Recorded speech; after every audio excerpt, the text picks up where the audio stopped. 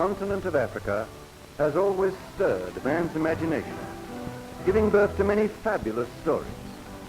Yet one of Africa's most amazing stories is true, covering the period of the last 60 years. The story of the building of a vast modern city, 1,000 miles from Cape Town, 400 miles from Durban, the golden city of Johannesburg. 60 years ago, the area was a barren wilderness, its bleakness relieved only by a few stony hills, isolated streams, and occasionally a waterfall. One fall greatly impressed the early pioneer farmers and inspired the name they gave to the area, Witwatersrand, the ridge of white waters. Near this historic landmark in the year 1884, a dramatic episode was enacted, an event that was to change the history of South Africa through the discovery made by a lone prospector. Leaving his camp soon after breakfast, he had walked for several hours without finding anything of value. Tired and thirsty, he sat down for a rest. Suddenly, he noticed that a disturbance of rock had taken place in the southern range.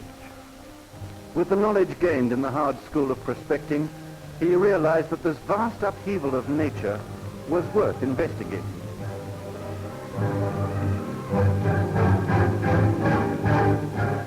He broke off a sample of the reef formation and took it to a nearby stream. He pounded it up and started to pan it.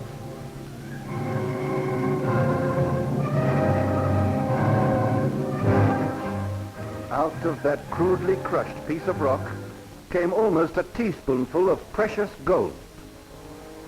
In his imagination, he was no longer alone. That vast solitude was filled with men and machines, with buildings and homes, with the people who would come to the Transvaal to reap the golden harvest.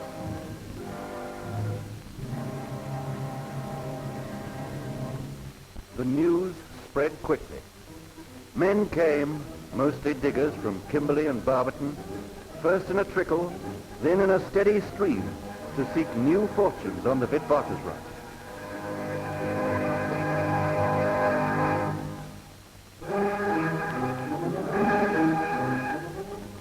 By 1886, 2 years after the original discovery, the South African Republic's president, Paul Kruger, was watching developments with interest. Colonel Ferreira had formed a camp on the new goldfields and was preserving law and order. This was the humble and colorful beginning of the primitive boomtown that was to grow into the city of Johannesburg. An enterprising photographer left us these authentic records of the early days.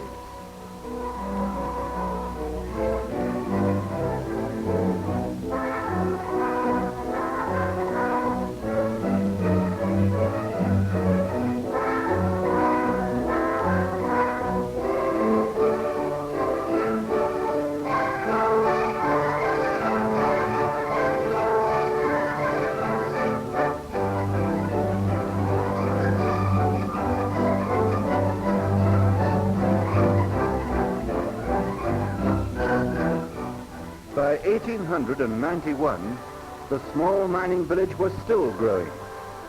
A health committee had been appointed, which also acted in the capacity of a town council. And ladies and gentlemen, this town of Johannesburg is making rapid progress. In the 5 years since it arose from the bare felt, the value of land and buildings has grown to more than £2,700,000, and it is proposed to introduce an assessment rate of tuppence in the pound. My, Joburg's certainly growing up. Wonder how long it's going to last, though. Well, it did last. It thrived. And by 1914, its solid buildings gave Johannesburg an air of permanence and prosperity. Although superseded by the new post office, the old post office is still in use. The law courts were yet another dignified symbol of faith. To foster cultural development, a public library was founded. and near the center of the city, a general hospital was erected. The town administration moved out of its makeshift headquarters in the old tin temple into the new town hall. These were undeniable signs that Johannesburg had achieved permanence. With the town's growing importance, the citizens became more conscious of their civic and national responsibility, and election time was always a period of feverish activity.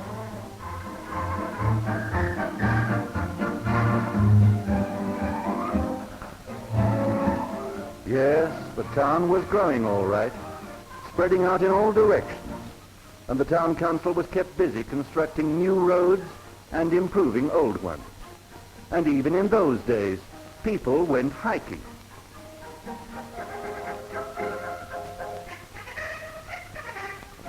Nowadays, we never see locusts, but then they were commonplace. When they arrived, you just kissed your garden goodbye. The ex-mining camp was certainly growing up, outstripping all the older cities in the Union. Johannesburg celebrated its 40th anniversary, but amid the merrymaking, it still remembered its trailblazing pioneers, the men who had trekked hundreds of miles to lay the foundations of a great and prosperous community.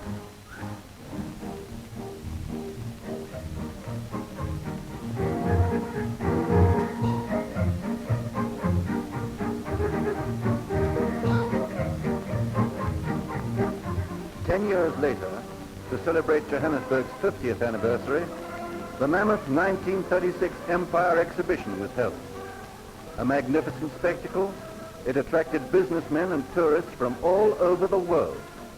Never had the mining camp's prestige stood higher.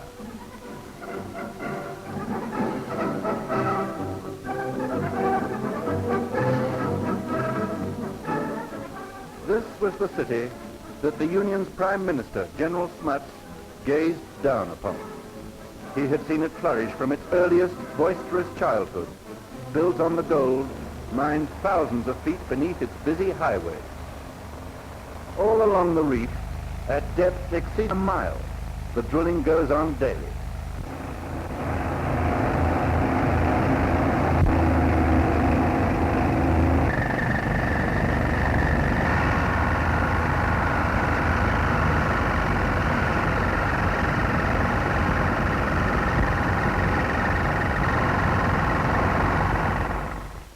The explosive charges are put in place, requiring skill and extremely careful handling. Over 45,000 tons of explosives are used every year in blasting the rock face. And then comes the moment when the fuses are lit and the miners run for safety.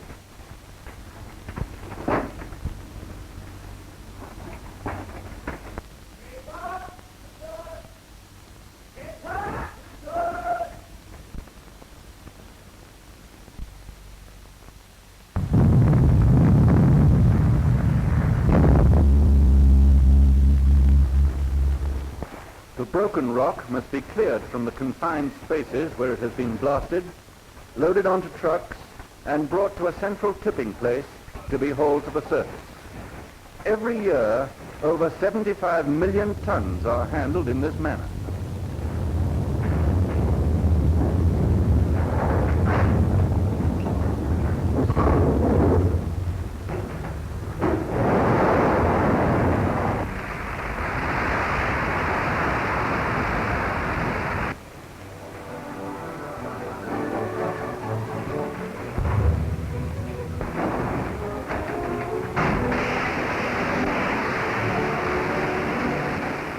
The ore is crushed in the stamp mills before going to the reduction plant. With modern recovery methods, less than 1.5% of the gold is lost.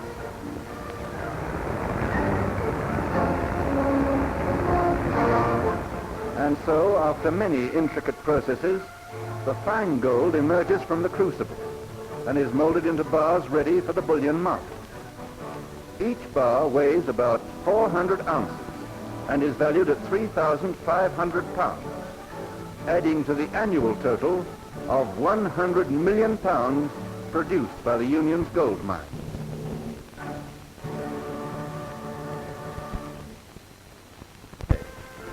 Its birth remains in the living memory of many of its inhabitants.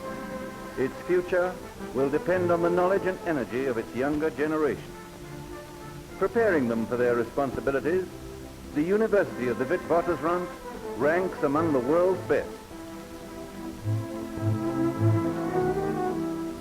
But Johannesburg is not standing still. To the observer, there is daily evidence of a robust improvement and expansion. In the forefront of this rapid development, the City Council controls its many activities from the City Hall, the nerve center of a vast organization employing 23,000 men and women. Here the Treasury Department receives the contributions of its ratepayers and deals with all the intricacies of municipal finance.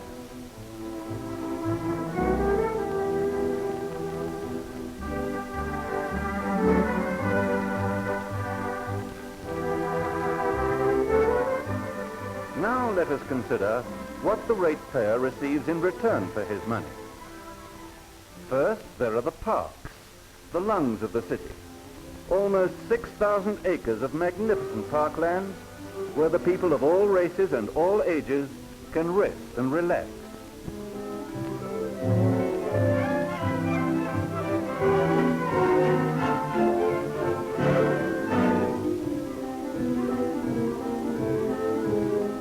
A bare piece of copy has been transformed into a natural paradise of indigenous South African flowers. It's called the Wild.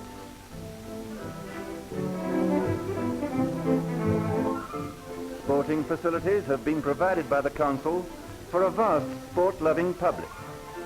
Rugby, of course, still remains the national sport. This is Ellis Park, which is also the venue of national and international tennis matches. Municipal courses are open for the golfer, too. Bowlers have been amply catered for, and the standard of play is rising every year.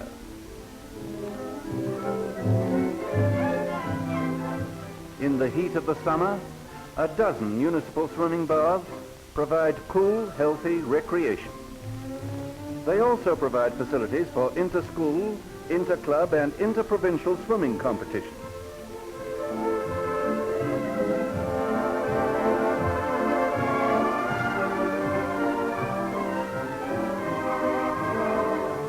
Johannesburg has one of the finest zoos in the world. Beautifully laid out in well-kept gardens, it's open to all, free of admission, and is particularly popular on Sunday afternoons.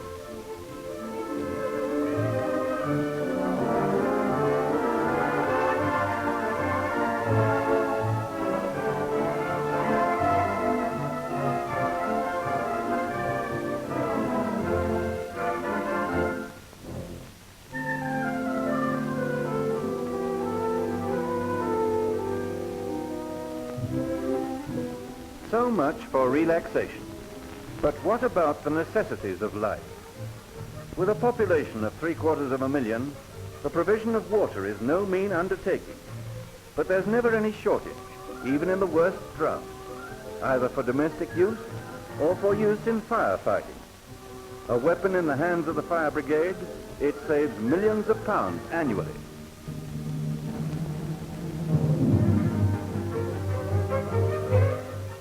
In Johannesburg, gas is not used for lighting. It is consumed primarily for cooking and for professional and industrial purposes. The ratepayer is saved a large part of his gas bill by the sale of byproducts, such as tar and its subsidiary products, and coke. The most important power needed by a modern city is electricity. This is produced by gigantic installations and is put to many uses. Thousands of units are used daily by the city's transportation system, with its vast network of electric trams and trolley buses.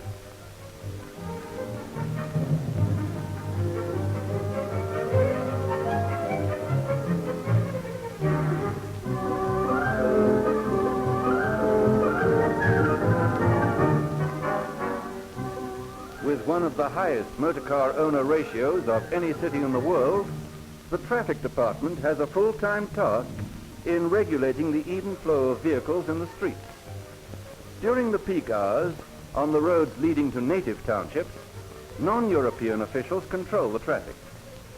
Johannesburg has its own peculiar problems, but speed merchants are the same the world over. One of the City Council's main obligations is the maintenance of public health. Under the heading of prevention comes the cleaning of streets, disposal of waste, and destruction of disease-carrying rodents.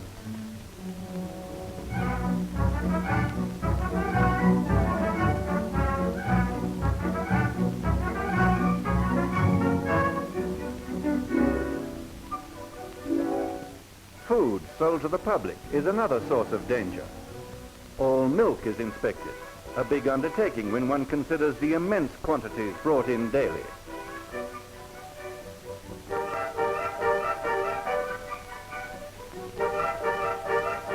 At the abattoirs, meat is inspected to see that it's wholesome and free from disease. But supervision goes very much further and includes the inspection of factories and establishments handling food, such as sausage factories, factories making sweets and confectionery, grocery stores selling provisions, restaurants serving meals, and native eating houses. Even barber shops and hairdressing saloons are watched. Further civic enterprises include the market, which handles the city's fruit and vegetables. For those who find it difficult to get to town, mobile markets bring fruit and vegetables at market prices to the suburbs.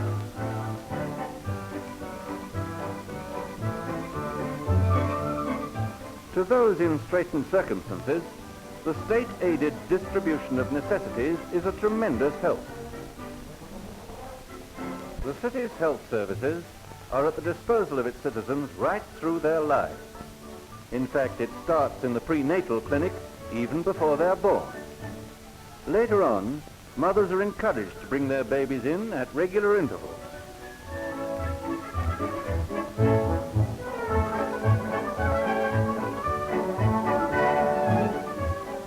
Treatment is carried outside the walls of the clinic into the mother's own home, and health visitors check up regularly on the city's precious youth. When the child is a little older, council-financed nursery schools play their part under qualified nursery teachers. The youth club is there to develop the young people's physical welfare and character, to build sturdy citizens for the days that lie ahead.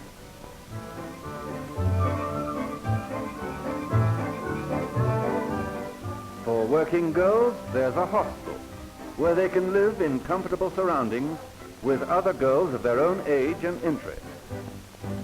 For the less fortunate, the Hope Home, subsidized by the City Council, helps them to overcome their tragic handicaps and to face life with confidence and cheerful determination.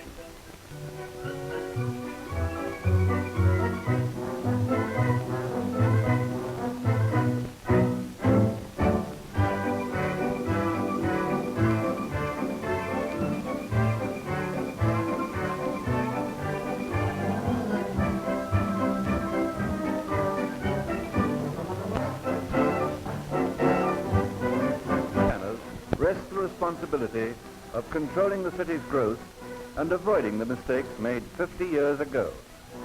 Narrow streets and overcrowding must give way to a more ordered expansion.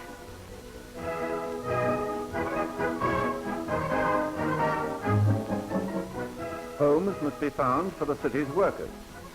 Laid out in new suburbs according to some preconceived plan, dwellings must be built for them at the lowest possible margin of profit. The breeding places of crime and disease must be wiped out to make room for better housing and healthier conditions. A colossal undertaking, it cannot be achieved overnight. Slums that have sprung up like rotten mushrooms must give way to progress.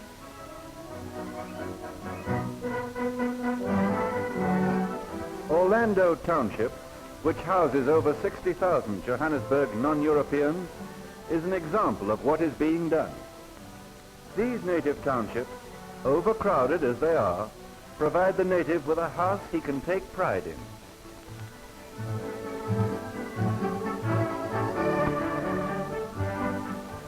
In such self-contained communities, there are schools, and many of the students graduate to the native university college at Fort Hare in the Cape Province. For natives who want a trade, there are vocational training centers.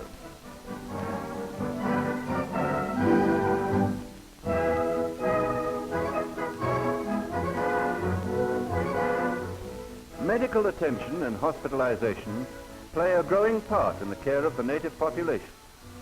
The number of natives treated in these fine institutions has grown out of all proportion and is still growing.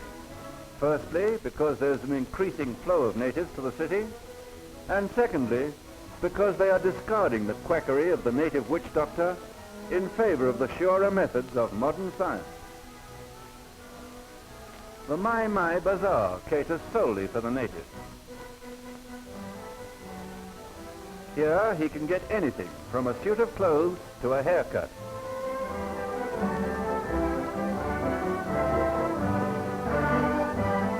Native beer halls, run by the Non-European Affairs Committee, supply Kaffa beer, a healthy cereal brew infinitely preferable to bathtub spirits made in backyards.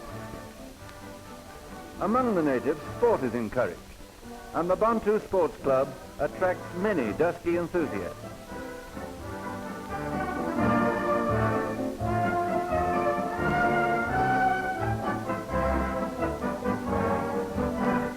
In the evening, the Bantu Men's Social Center provides indoor recreation. It may not be scientific, but there's plenty of action. But the people of Johannesburg have not neglected the things of the mind, and the art gallery is a rich storehouse of cultural treasures. In addition to South African works, there are many examples of the work of famous artists from other countries.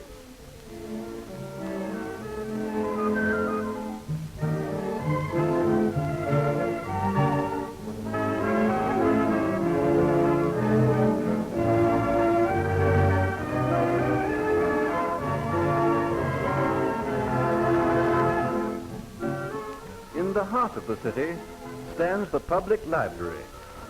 In this building is the Afrikaner Museum, containing many priceless relics of the country's eventful history. Parties of school children find that this collection lends perspective and adds interest to their historical studies.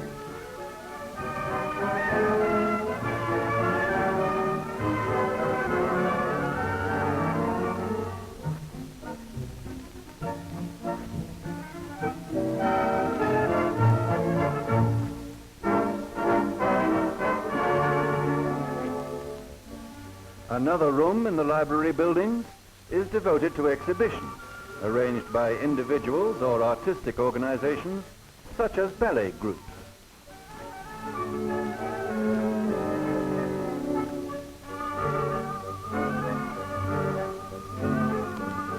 In the library itself, the reading room contains newspapers and periodicals published in every country in the world.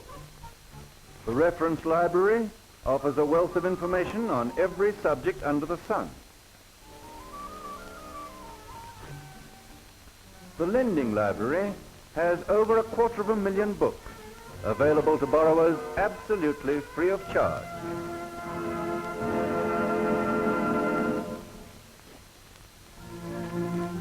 For those who find it hard to get to the library, mobile libraries visit the suburbs at regular times, bringing reading matter to their very gates. This service is extended to hospitals to help break up the long, monotonous hours of the patient. To the African in Western Native Township, the Winifred Holtby Memorial Library brings literature in 19 different languages. And strange as it may seem, most of the borrowers can read at least 4 languages.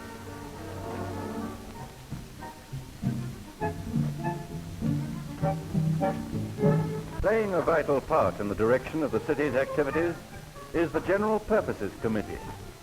Consisting mainly of chairmen of other committees, it considers matters of general policy and makes recommendations to the City Council regarding the introduction of new projects and the maintenance of existing ones. Maintenance in itself is a vast undertaking.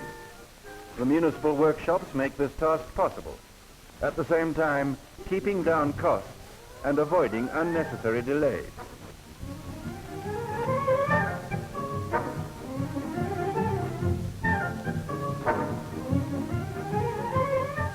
Trams and buses, which cover almost fantastic mileages, require regular overhauls to keep them in service.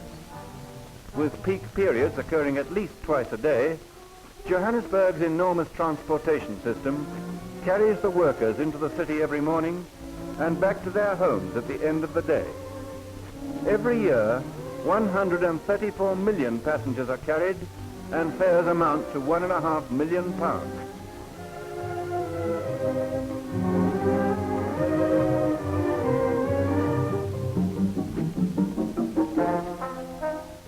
As night falls, the city takes on a fresh beauty, pulsating with a new life, a bright social life in which its citizens find entertainment and relaxation.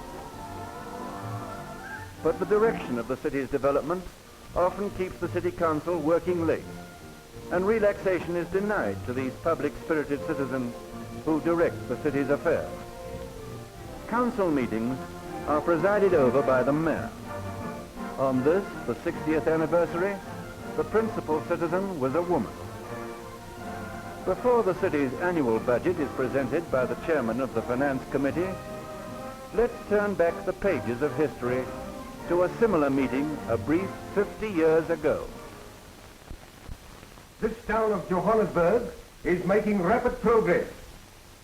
In the 5 years since it arose from the bare belt, the value of land and buildings has grown to more than £2,700,000. Today, the rateable value of lands and buildings stands at over £155 million. The city's total assets amount to 53.75 million, which is nearly 20 millions in excess of total liability. In the comfort of their own homes, newspaper headlines bring to its 750,000 citizens the story of a miracle of modern achievement, a miracle of far-sightedness and wise direction that have turned Ferreira's camp in the short span of only 60 years into the illustrious, up-to-date city of Johannesburg. A fabulous tale that is a reality, a stately monument to one of man's greatest endeavors.